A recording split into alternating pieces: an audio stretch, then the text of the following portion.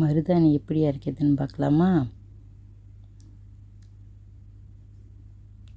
அரைச்சிட்டு இது மாதிரி கையில் அழகாக வச்சுக்கணும்.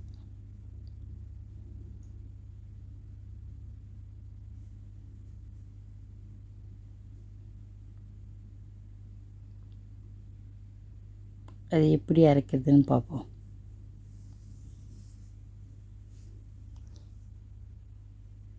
மருதாணி எங்கள் தோட்டத்திலே இருந்தது பாருங்க. இதை இப்படி செடியிலேருந்து உருவிக்கணும். உருவி ஒரு கிண்ணத்தில் போட்டுக்கணும்.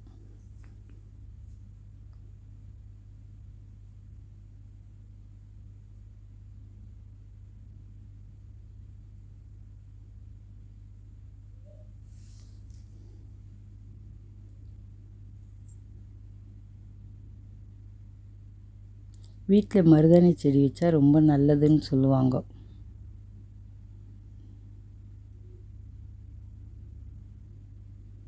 இந்த மாதிரி உருவி எடுத்துக்கணும்.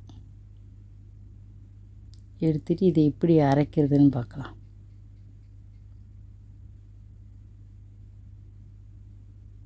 அம்மிக்கல்லை வச்சு இதை மாதிரி அரைக்கணும்.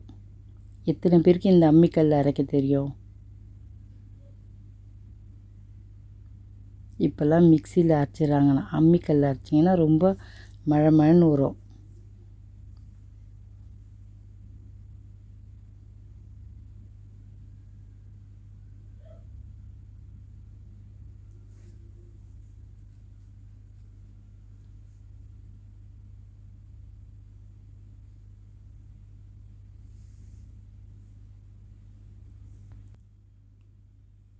கொஞ்சம் கொஞ்சமாக வச்சு அரைங்க. இது மாதிரி கொஞ்சம் கொஞ்சமாக வச்சு அரைச்சா தான் அரைக்க முடியும். இல்லைன்னா கீழே கொட்டிடும். கொஞ்சம் போல் தண்ணி தெளித்து அரைச்சிக்கலாம்.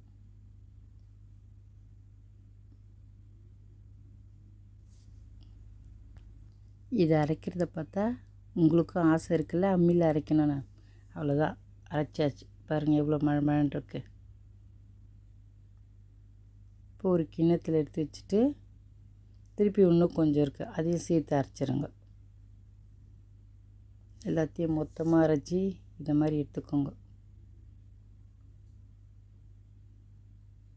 கல்லில் அரைச்சி பாருங்கள், ரொம்ப முடிச்சாச்சு. இப்போ எல்லாத்தையும் எடுத்து கிண்ணத்தில் வச்சாச்சு.